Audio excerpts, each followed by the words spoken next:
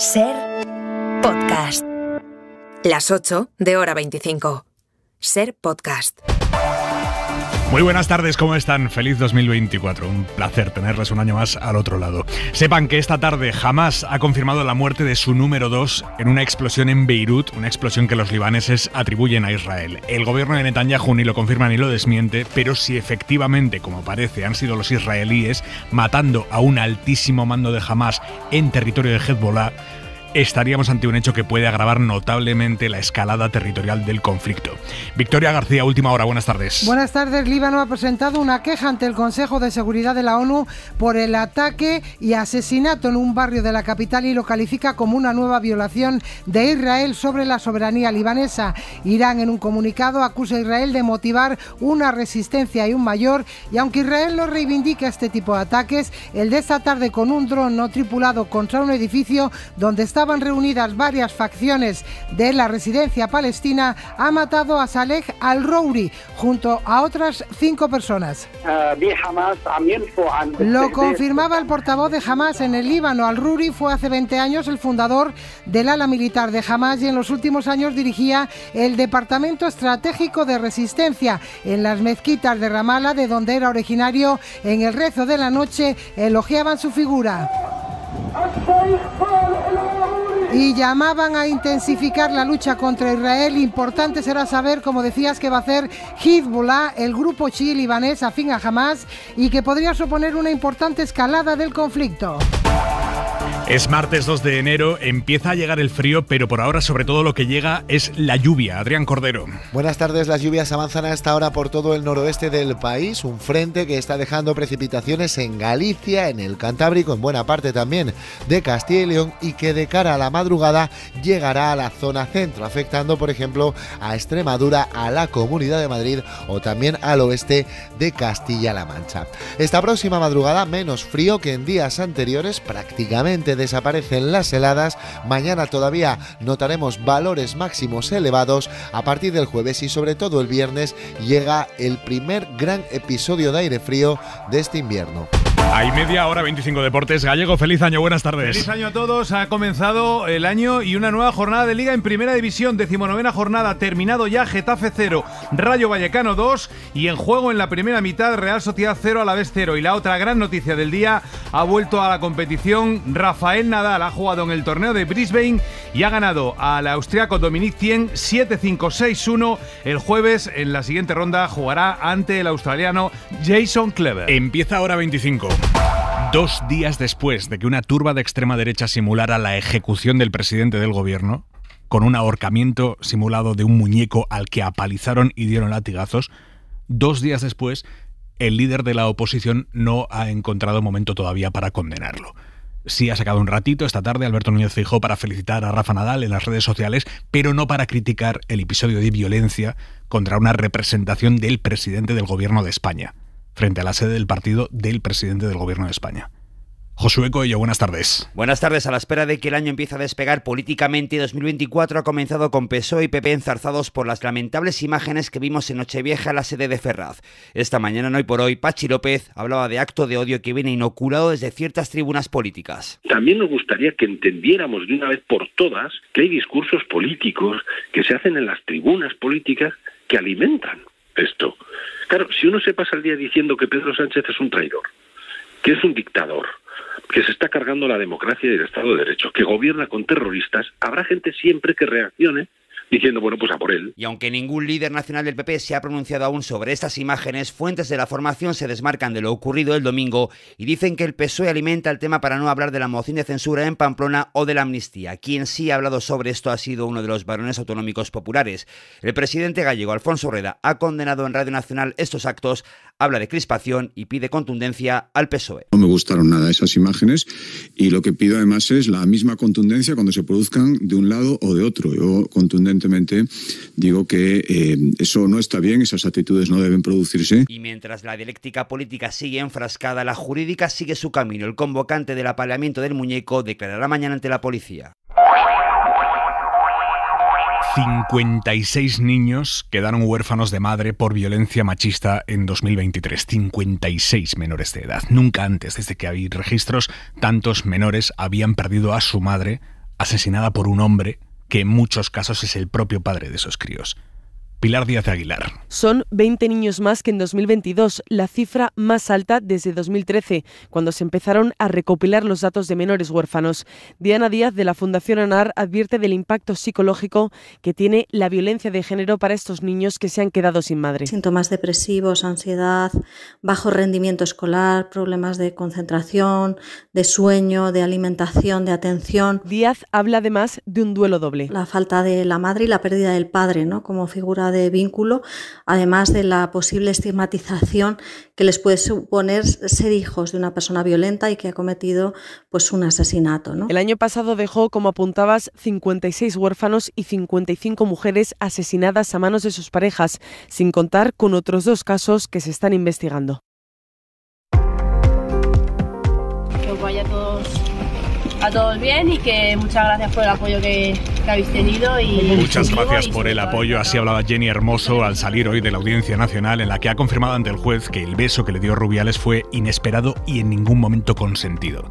Además, ha defendido que sufrió un atosigamiento constante por parte de otros investigados en la causa, como su entrenador en aquel momento, el seleccionador Jorge Vilda, o el director de la selección española masculina, Albert Luque. Miguel Ángel Campos. Algo más de 2 horas de comparecencia como testigo perjudicada, en las que Hermoso ha ratificado ante el juez su declaración en la Fiscalía, que el beso en la boca que le dio Rubiales fue inesperado y nunca consentido, y que después de aquello, durante días, vivió un atosigamiento constante, es literal, por parte del expresidente de la Federación y de su entorno, para que justificase públicamente aquel beso, que Rubiales le pidió minimizar los hechos por sus hijas, y que Vilda, Luque o Rivera la presionaron, tanto a ella como a su entorno, y más en concreto a su amiga y a su hermano. El juez deberá decidir ahora si procesa a Luis Rubiales por agresión sexual y al expresidente y al resto de implicados también por coacciones. Y en Valencia, la Guardia Civil ha detenido a un entrenador de atletismo acusado de agredir sexualmente a varias niñas menores de edad que eran alumnas suyas.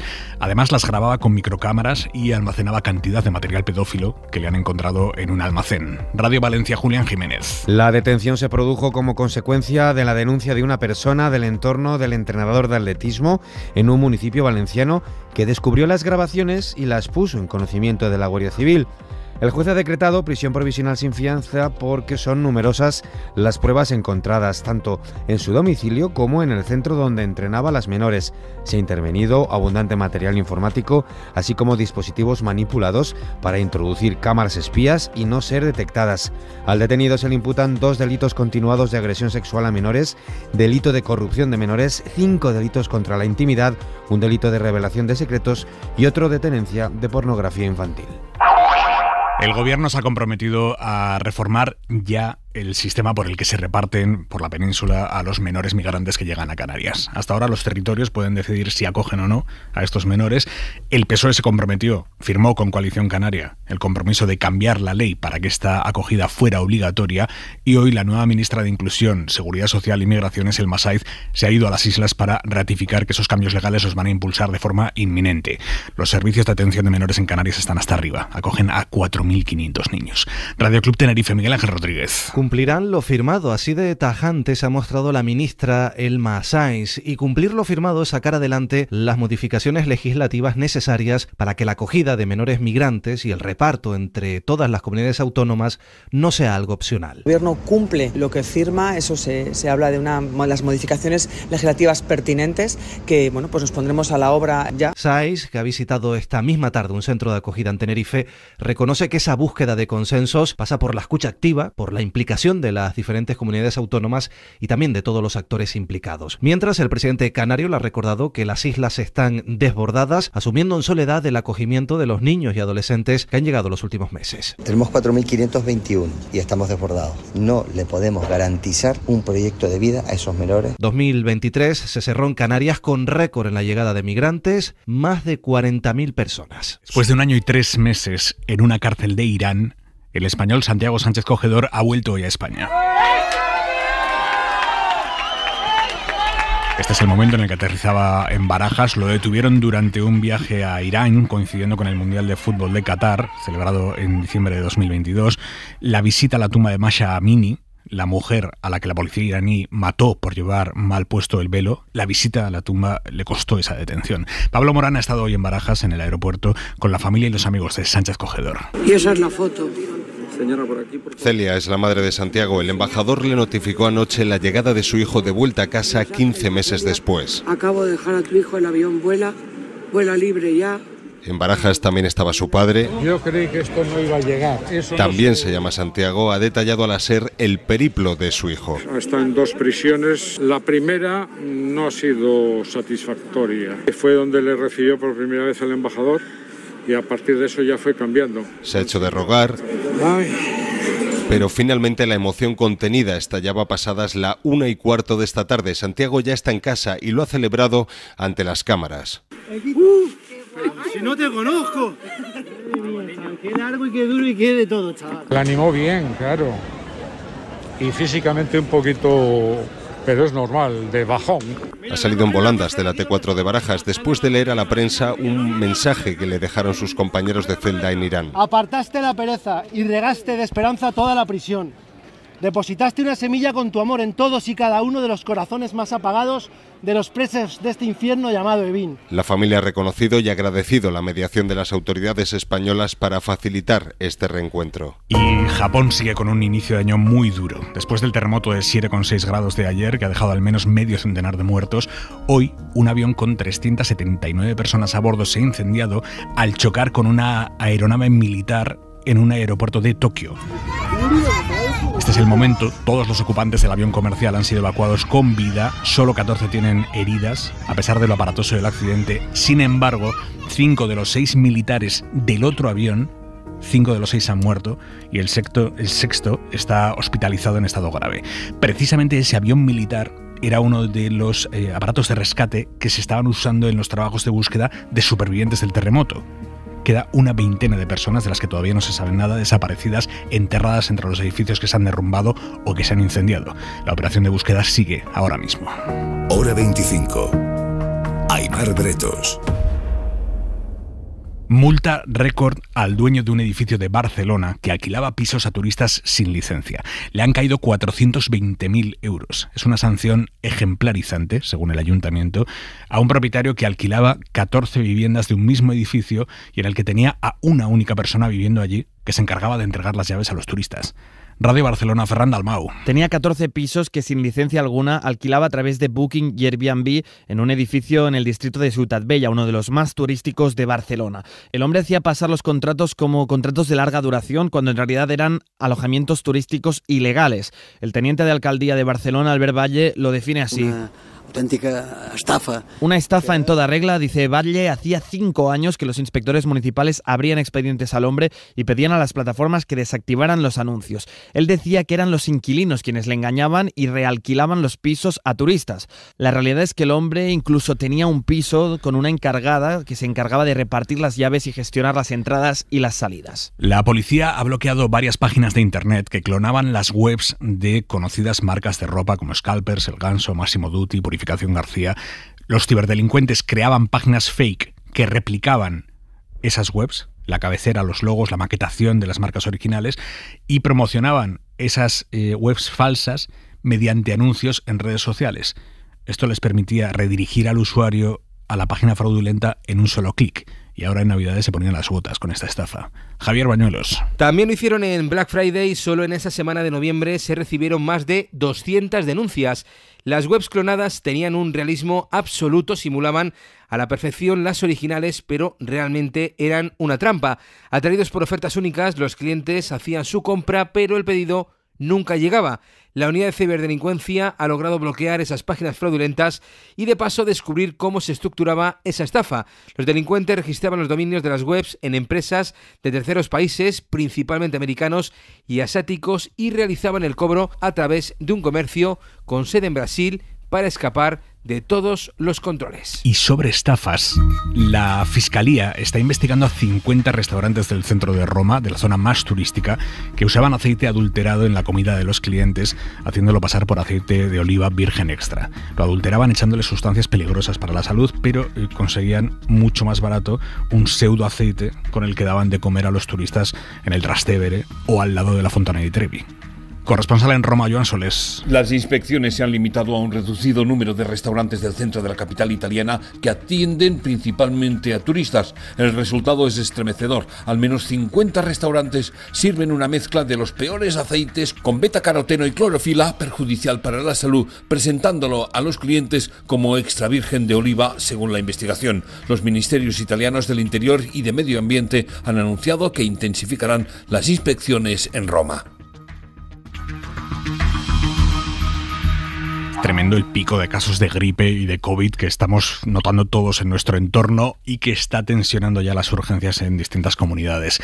En Hora 14 hemos hablado con Salvador Peiró, especialista en medicina preventiva y salud pública, que ha explicado claramente cuándo hay que ir y cuándo no hay que ir a urgencias. Cuando aparecen síntomas de mayor gravedad, dificultad para respirar es un síntoma importante, fiebre mantenida varios días o una situación que la gente entienda que va más allá de lo que es un cuadro gripal con fiebre, trancazo, mucosidades nasales, tos, etcétera, ¿no? Pero como regla general, las personas con síntomas menores no deben ir ni a urgencias ni al médico de cabecera. Precisamente hoy les estamos contando los muchos millones de euros públicos que han perdido distintos países con la compra de un antiviral que Pfizer empezó a vender en lo peor de la pandemia, cuando obviamente todos los estados compraban lo que podían y lo que había, dando palos de ciego y tratando de acertar. Ese antiviral, el Paxlovid, era lo que había en aquel momento, se compró en cantidades ingentes, pero muchas de esas dosis no se han terminado utilizando, han caducado y eso es dinero que ya no se recupera. Javier Ruiz. Buenas tardes. Las pérdidas en toda la Unión Europea son de 1.000 millones de euros, los que pierden Reino Unido, Alemania, Francia, Italia y efectivamente también España, que va a perder 200 millones de euros aproximadamente. Nuestro país compró 130.000 dosis que ha utilizado, pero ha desperdiciado otras 214.000. 2 de cada 3 pastillas de Paxlovid que compramos no han sido administradas. Han caducado porque los requisitos para administrarlas eran demasiado altos. Y como ella, otros países. Estados Unidos llegó a llamar a esto, lo hacía Biden, lo que iba a cambiar las reglas del juego. Pero lo cierto es que 1.300.000 dosis se han quedado sin utilizar en países como el Reino Unido y Alemania tienen otras 644.000 pendientes de caducar. ¿Quién ha perdido? Todos los que compraron a lo loco. ¿Pero quién ha ganado? Pfizer. 19.000 millones en un solo año, el triple del presupuesto del Ministerio de Sanidad en un año y después, nada más. Las pérdidas de Pfizer después de aquel pelotazo cayeron un 95% y no han vuelto a venderse. En 2023... volvimos definitivamente a los museos. Hemos dejado atrás los años de la pandemia y prácticamente todos los grandes museos de España han marcado récords de afluencia. Dani de la Fuente. La semana pasada conocíamos los buenos datos del Museo del Prado que dirige Miguel Falomir, récord histórico de visitantes. Dicen tantos que le preguntábamos si no habría que limitar las visitas como ha hecho el Louvre. De momento no hemos llegado a los 3 millones. Si llegásemos a esa situación habría que pensarlo. Más de 3.300.000 visitantes de nuevo. Es el momento de pensarlo, Miguel.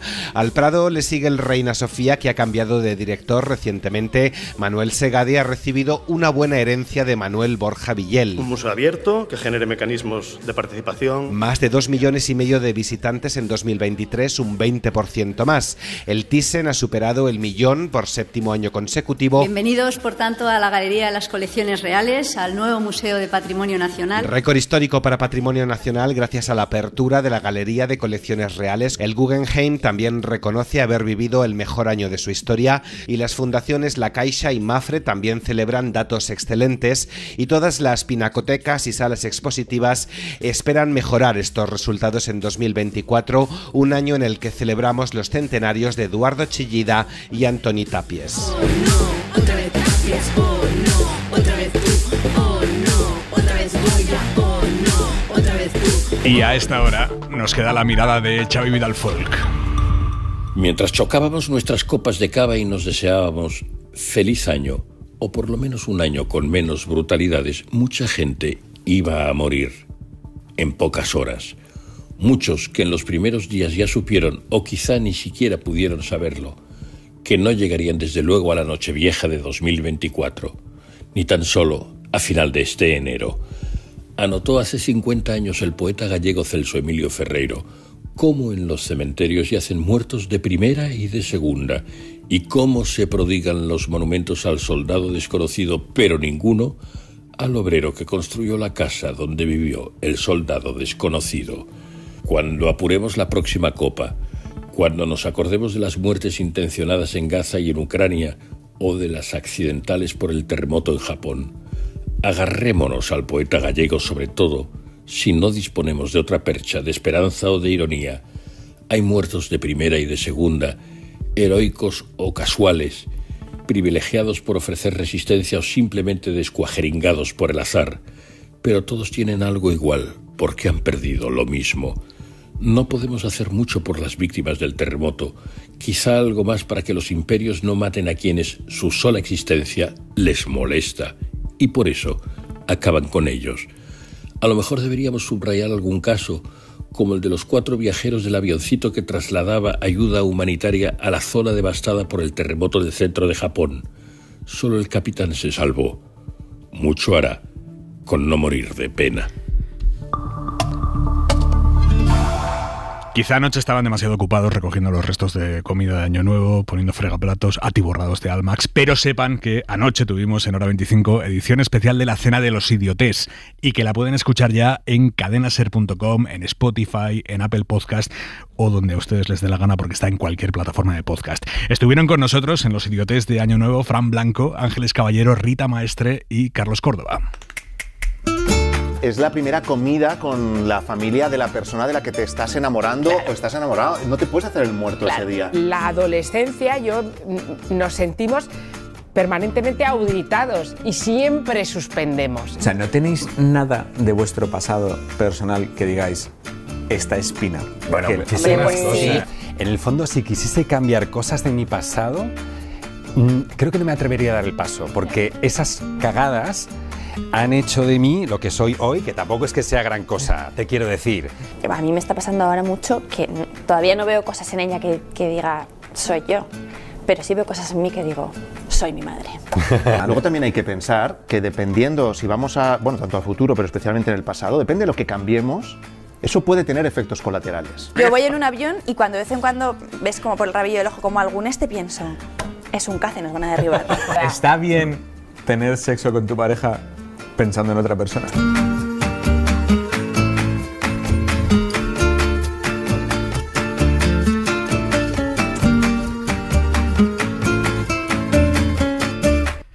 ¿Y ustedes qué opinan? Pueden escucharla entera, la Cena de los Idiotes de anoche, ya en las plataformas de podcast, y este viernes tenemos nueva edición, en víspera de Reyes. Minuto 25 de Hora 25. Para no perderte ningún episodio, síguenos en la aplicación o la web de la SER, Podium Podcast o tu plataforma de audio favorita.